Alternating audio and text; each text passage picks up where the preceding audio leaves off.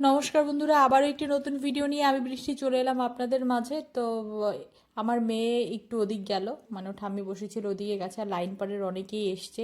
এর মধ্যে একটা কাণ্ড হয়ে গেছে, সেটা হচ্ছে গিয়ে মানে যারা সরকারি জায়গা দখল করে আছে তাদেরকে সবাইকে উঠিয়ে দিচ্ছে, সে বাড়ি হোক দোকান হোক সবাইকে উঠিয়ে দিচ্ছে। ওটা নিয়েই লাইন পাড়ের লোকজন এসে আমাদের এদিকে কথাবার্তা বলছিল, শুনে খারাপও লাগলো, কি করা যাবে।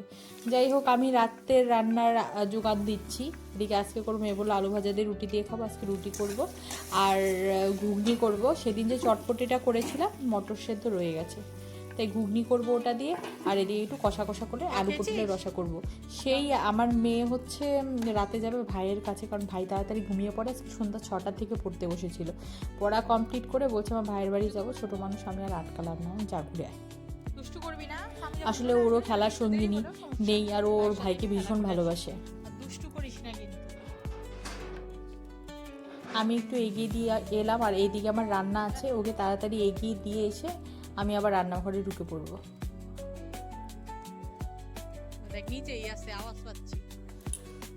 ভীষণ গরম পড়েছে আজকে, গরমে জীবনটা বেরিয়ে যাচ্ছে একরকম, এতটাই গরম পড়েছে।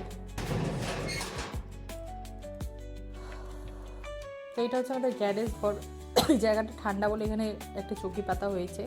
আর এটা হচ্ছে আমার শ্বশুর শাশুড়ি ঘর, শ্বশুর শাশুড়ি ননদ থাকে।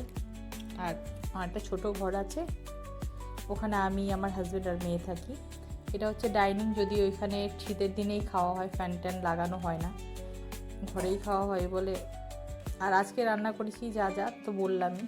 তো আমার রান্না কমপ্লিট হয়ে গেছে, আমি একটু রুটিটা করবো, তাড়াতাড়ি রুটিটাও করে নিলাম। ওদিকে আমার বর ফোন করছে, ফোন করে বলছে যে মুদি দোকানে যেতে হবে, কারণ চাল আয় ডাল আয় এগুলো সব আনতে হবে। আমি গাটা ধুয়ে কোনো রকম, মেয়ে যেহেতু ওই ভাইয়ের বাড়িতেই আছে ওর, তাই আমি মুদি দোকানে বেরিয়ে পড়লাম, সব কিছু তালা দিয়ে সব কিছু যা যা লাগবে কেনাকাটা করে বেরিয়ে পড়লাম দোকান থেকে। আর আমি হাতে একটু ডিম নিয়ে নিলাম। বাড়ি এসে বরের টিফিন বক্স ধুতে হবে, এটা একটা বড় কাজ। আমার যে কী বিরক্ত লাগে মাঝে মাঝে টিফিন বক্স ধোয়াটা। টিফিন বক্স ধুয়ে ও গাটা ধুয়ে চলে এলো বলে আমি খেতে বসে পড়লাম। মেয়ে আমাকে সার্ভ করছে হাত দিয়ে, তাই বলছি বা হাত দিয়ে সার্ভ করতে নিই। যাই হোক, বাচ্চা মানুষ বোঝে না, তো রাতে ওকে একটু কাডা করে দিলাম, খসখস করে কাশলে কি হবে, আইসক্রিম কিন্তু ওদিকে খাওয়া হয়ে গেছে। মানে কি যে জ্বালায় কি বলবো। একটু মধু মিশিয়ে দিলাম, কারণ আজকে তুলসী পাতার রসটাও খাওয়ানো হয়নি, এসি ছাড়লেই কাশে, এটা হলো সমস্যা। তো আমি মুদির দোকান থেকে কী আনলাম খাওয়া দাওয়ার পর ওগুলোই গোছাতে বসেছি, আগে তোমাদের দেখিয়ে নিই। টুকটাক জিনিস আনলাম। আর ওদিকে মেয়েকে ড্রয়িং ক্লাস আছে, যেহেতু ড্রয়িং ক্লাসের পড়াটা করার জন্য বসিয়ে দিলাম। এদিকে কাডাটা হাতে ধরিয়ে দিয়েছি খাওয়ার জন্য। কি যে শুরু করেছে ও এই কাডা নিয়ে, কি বলবো। আর এদিকে ভাবলাম একটু বসে বসে ওই ময়দা টয়দাগুলো ভরে ফেলি, না না না হলে কালকে সকালে ঝামেলা হয়ে যাবে। যাই হোক, আমার ভিডিওগুলো তোমাদের ভালো লেগে থাকলে প্লিজ সাবস্ক্রাইব, লাইক, কমেন্ট করে পাশে থেকো।